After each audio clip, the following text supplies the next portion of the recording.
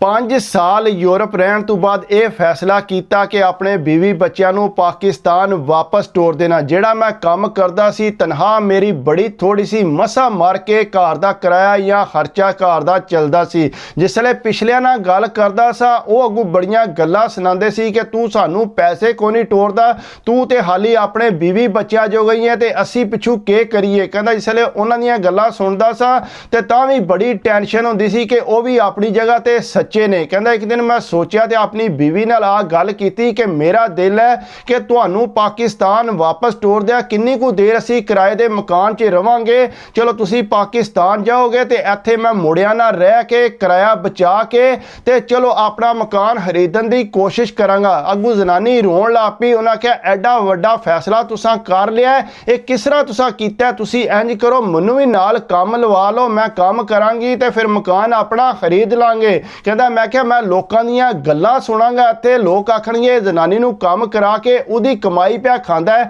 इस वास्ते मैं ऐ नहीं कर सकदा।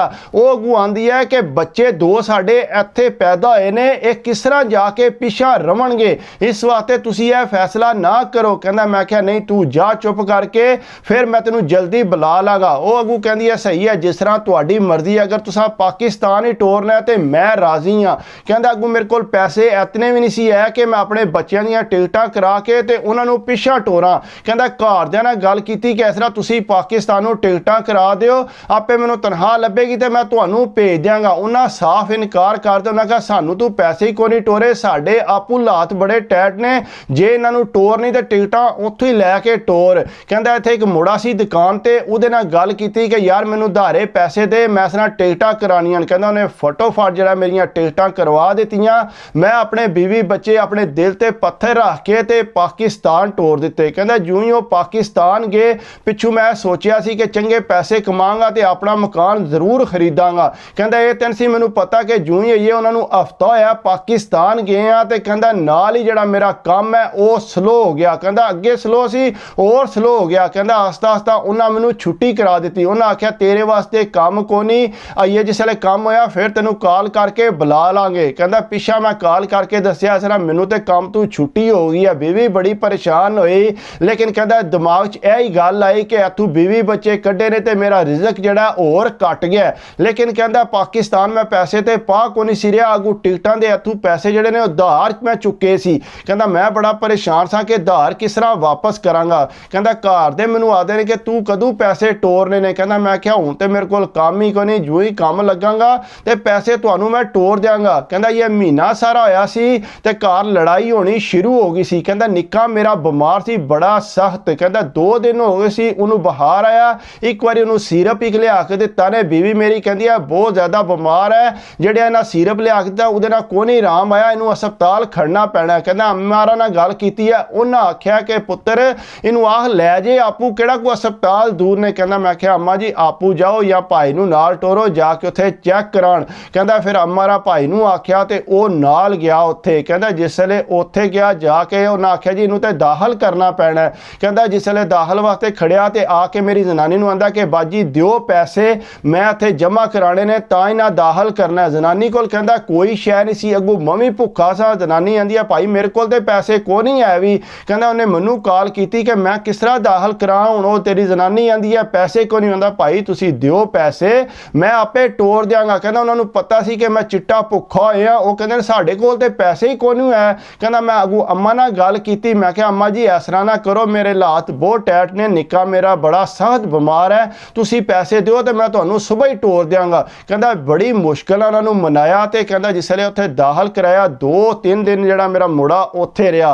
कहता जेड़े वो पैसे बने नाल ही उन्हें आख्या इतने पैसे बने तू सानू पा दे, साडे अपने हालात बड़े टाइट ने। कहता पर मैं किसी को फड़ तड़ के ना वो पैसे पाकिस्तान पा दिते। कहता जिसले घर आए, घर आके दुध भी मेरे बच्चों को कौन सी लभदा, खाण पीण वास्ते भी नहीं सी लभदा। जनानी रो रो के मैनूं दसदी सी कि दसो हुण असीं के करिए, कित्थे सानू टोर दिता जे, कम अज कम घर दा खर्चा ते चलाओ ना, दुध भी नहीं बच्चों वास्ते लभदा पिया, ये तो मैं लड़ाइयां तक्कण वास्ते आ गई। कहता उन्हें भी हथ चंगा भला खिच दित्तिया सी। मैं अम्मारा नूं आख्या अम्मा जी दुध शुद्ध लैके दिया करो, इस तरह ना करो। उन्हें आख्या पुत्र साडे कोल कोई शै नहीं, तू आपू टोर ते 100 वारी है दुध पीण। कहता मैं बड़ा परेशान सा, हुण मैं के करा भी हुण टोर के। कहता जनानी ने इंज कीता ਮੈਨੂੰ ਪਤਾ ਕੋ ਨਾ ਲੱਗਣ ਦਿੱਤਾ। ਆਪਣੀਆਂ 2 ਚੂੜੀਆਂ ਵੇਚ ਕੇ ਤੇ ਉਹਨੇ ਦੁੱਧ ਕਿਧਰੇ ਲਾ ਲਿਆ ਸੀ ਆਪਣੇ ਬੱਚਿਆਂ ਵਾਸਤੇ। ਜਿਸ ਵੇਲੇ ਅੰਮਾਰਾਂ ਨੂੰ ਪਤਾ ਲੱਗਾ, ਉਹਨਾਂ ਆਖਿਆ ਕਿ ਇਹ ਹੁਣ ਕਿੱਥੋਂ ਪੈਸੇ ਆਏ ਨੇ, ਦੁੱਧ ਲੈ ਕੇ ਆਉਂਦੀ ਹੈ ਬੱਚਿਆਂ ਵਾਸਤੇ, ਫਰੂਟ ਲੈ ਕੇ ਆਉਂਦੀ ਹੈ, ਇਹਨੇ ਪੁੱਤਰ ਪੈਸੇ ਦੱਬੇ ਸੀ, ਉਂਝ ਰੋਂਦੀ ਸੀ ਤੇਰੇ ਅੱਗੇ।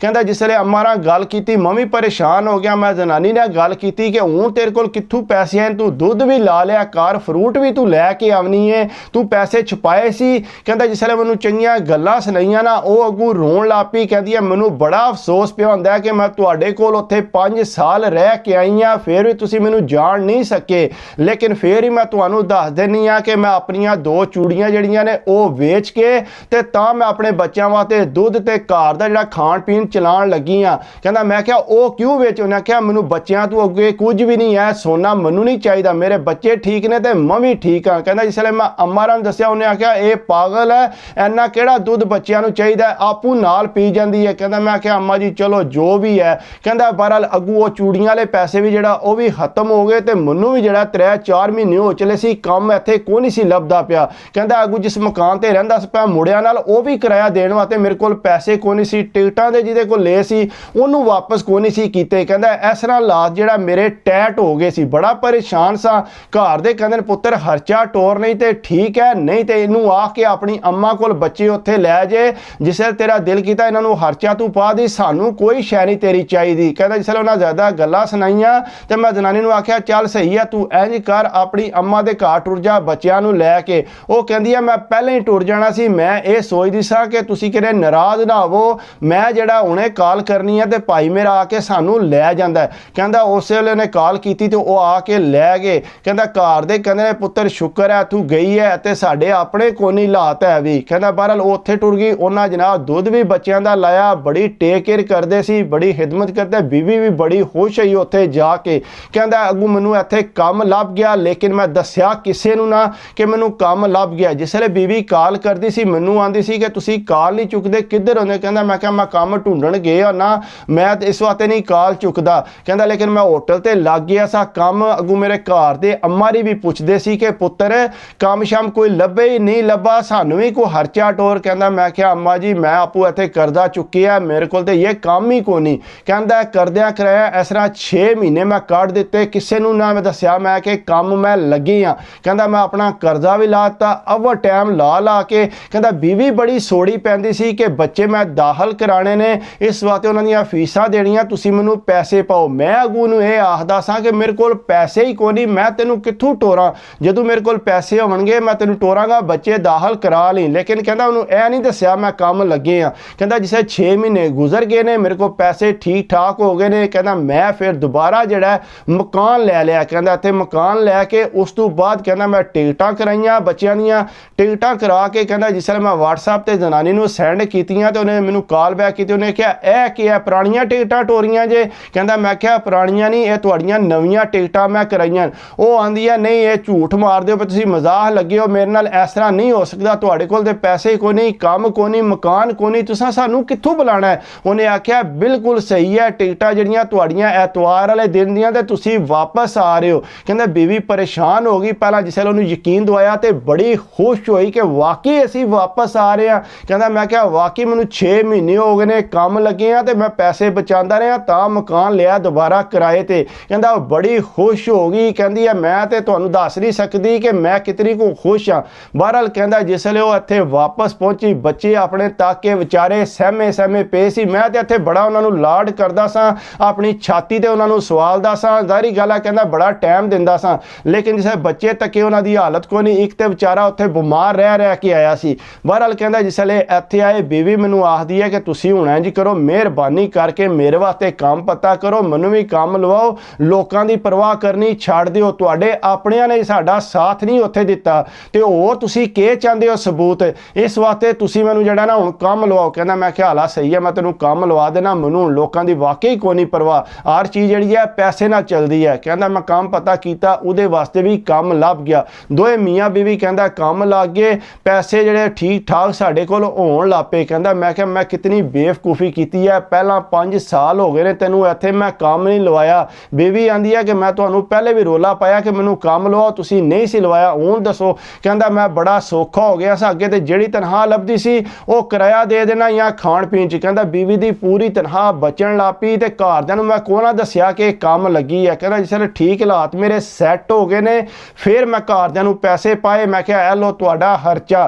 ਕਹਿੰਦਾ ਉਹਨਾਂ ਜਿਸੇ ਖਰਚਾ ਪਾਇਆ ਉਸੇ ਟਾਈਮ ਖੁਸ਼ ਹੋ ਗਏ। ਜਨਾਨੀ ਮੇਰੀ ਨਾਲ ਆਸ-ਆਸ ਕੇ ਗੱਲਾਂ ਕਰਦੇ, ਲੇਕਿਨ ਜਨਾਨੀ ਕਹਿੰਦਾ ਕੰਨਾਂ ਨੂੰ ਹੱਥ ਲਾ ਕੇ ਆਖਦੀ ਸੀ ਕਿ ਜੇ ਕੋਈ ਮੇਰੇ ਨਾਲ ਹੀ ਨਾ ਕੀਤਾ ਹੈ ਤੇ ਮੈਂ ਚੰਗੀ ਹੋਵਾਂ ਸਾਰੀ ਜ਼ਿੰਦਗੀ ਇਹਨਾਂ ਨਾਲ ਗੱਲ ਨਾ ਕਰਾਂ। ਲੇਕਿਨ ਮੈਂ ਉਹਨੂੰ ਇਹ ਆਖਦਾ ਸਾਂ ਮੇਰੇ ਮਾਪਿਓ ਨੇ ਤੂੰ ਇਸ ਤਰ੍ਹਾਂ ਦੀ ਗੱਲ ਨਹੀਂ ਸੋਚਣੀ, ਆਪਣੇ ਦਿਲ 'ਚੋਂ ਸਾਰੀਆਂ ਗੱਲਾਂ ਭੁਲਾ ਦੇ। ਹੁਣ ਤੇ ਉਹ ਕਿਹੜਾ ਪਾਕਿਸਤਾਨ ਜਾਣਾ ਹੈ ਜਾਂ ਉਹਨਾਂ ਨਾਲ ਜਾ ਕੇ ਲੜਾਈ ਲਾਣੀ ਹੈ। ਇਸ ਵਾਸਤੇ ਆਪਣੇ ਦਿਲ ਨੂੰ ਸਾਫ਼ ਰੱਖ ਤੇ ਆਪਣੇ ਬੱਚਿਆਂ ਨੂੰ ਸੰਭਾਲ, ਸੋਹਣੀ ਜ਼ਿੰਦਗੀ ਗੁਜ਼ਾਰ, ਤੈਨੂੰ ਕੋਈ ਟੈਨਸ਼ਨ ਨਹੀਂ ਹੈ। ਕਹਿੰਦਾ ਉਹਨੂੰ ਇਸ ਵੇਲੇ ਹੌਸਲਾ, ਉਹ ਵੀ ਬੜੀ ਖੁਸ਼ ਹੋ ਗਈ। ਫਿਰ ਉਹਨਾਂ ਨਾਲ ਗੱਲਬਾਤ ਕਰਦੀ ਸੀ, ਆਪੂ ਵੀ ਕਿਧਰੇ ਪੈਸੇ ਟੋਰ ਦਿੰਦੀ ਸੀ। ਲੇਕਿਨ ਕਹਿੰਦੀ ਜੋ ਕੋ ਮੈਂ ਉੱਥੇ ਕੱਟ ਕੇ ਆਈ ਹਾਂ ਜਾਂ ਮੇਰੇ ਬੱਚੇ ਕੱਟ ਕੇ ਆਏ ਨੇ ਉਹ ਸਾਨੂੰ ਪਤਾ ਹੈ। ਬੱਚਿਆਂ ਨੂੰ ਦੁੱਧ ਵੀ ਨਹੀਂ ਸੀ ਲੱਭਦਾ, ਦਵਾਈ ਵਾਸਤੇ ਪੈਸੇ ਨਹੀਂ ਆਏ, ਇਤਨੀ ਟੈਨਸ਼ਨ ਨਹੀਂ। ਇੱਥੇ ਆ ਕੇ ਕਹਿੰਦਾ ਨਾ ਬੱਚੇ ਬਿਮਾਰ ਹੋਏ ਤੇ ਨਾ ਸਾਨੂੰ ਕੋਈ ਟੈਨਸ਼ਨ ਹੋਈ। ਦੋਏ ਕੰਮ ਕਰਦੇ ਸਾਂ, ਵੀਕਐਂਡ ਤੇ ਬੱਚਿਆਂ ਨੂੰ ਇੰਜੋਏ ਕਰਾਉਂਦੇ ਸਾਂ। ਕਹਿੰਦਾ ਟੈਨਸ਼ਨ ਤੇ ਕਦੇ ਹੁਣ ਲਈ ਨਹੀਂ ਆਇਆ ਵੀ। ਬਾਕੀ ਤੁਸੀਂ ਵੀ ਟੈਨਸ਼ਨ ਨਾ ਲਵਿਆ ਕਰੋ, ਕੋਸ਼ਿਸ਼ ਕਰਿਆ ਕਰੋ। ਅਗਰ ਮੇਰੀ ਵੀਡੀਓ ਪੂਰੀ ਦੇਖਦੇ ਹੋ ਉਹਨੂੰ ਲਾਈਕ ਵੀ ਕਰਿਆ ਕਰੋ, ਕਮੈਂਟਸ ਵੀ ਕਰਿਆ ਕਰੋ, ਸਬਸਕ੍ਰਾਈਬ ਕਰ ਦਿਓ ਤੇ ਦਿਲ ਖੁਸ਼ ਹੁੰਦਾ। ਬਾਕੀ ਆਪਣੀ ਸਿਹਤ ਦਾ ਖਿਆਲ ਰੱਖਿਆ ਕਰੋ।